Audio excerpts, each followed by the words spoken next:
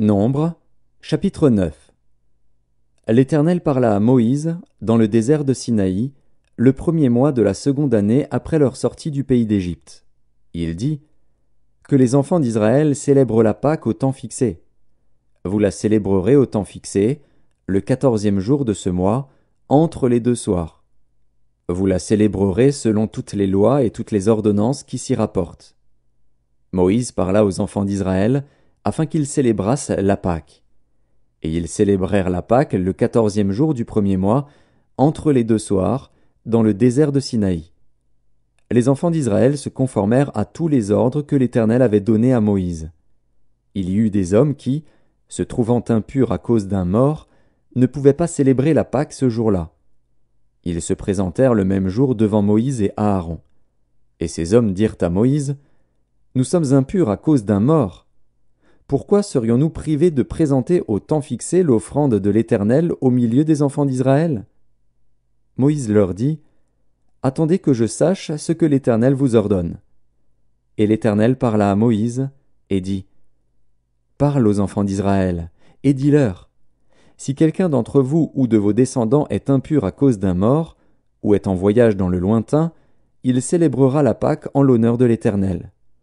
C'est au second mois qu'ils la célébreront, le 14e jour, entre les deux soirs. Ils la mangeront avec des pains sans levain et des herbes amères. Ils n'en laisseront rien jusqu'au matin, et ils n'en briseront aucun os. Ils la célébreront selon toutes les ordonnances de la Pâque.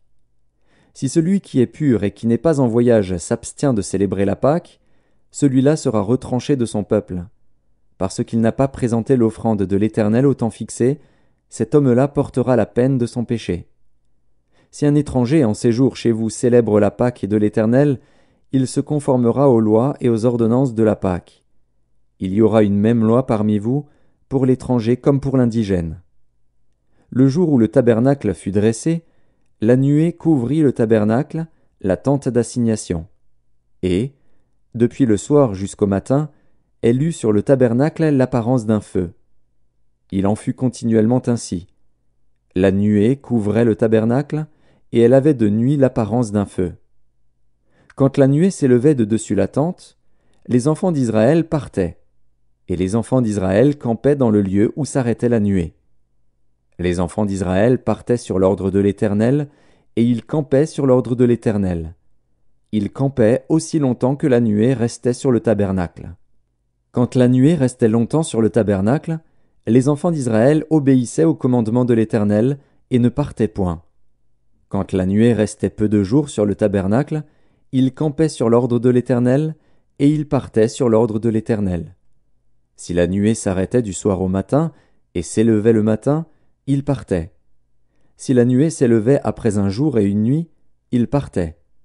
Si la nuée s'arrêtait sur le tabernacle 2 jours, ou 1 mois, ou 1 année, les enfants d'Israël restaient campés, et ne partaient point. Et quand elle s'élevait, ils partaient. Ils campaient sur l'ordre de l'Éternel, et ils partaient sur l'ordre de l'Éternel.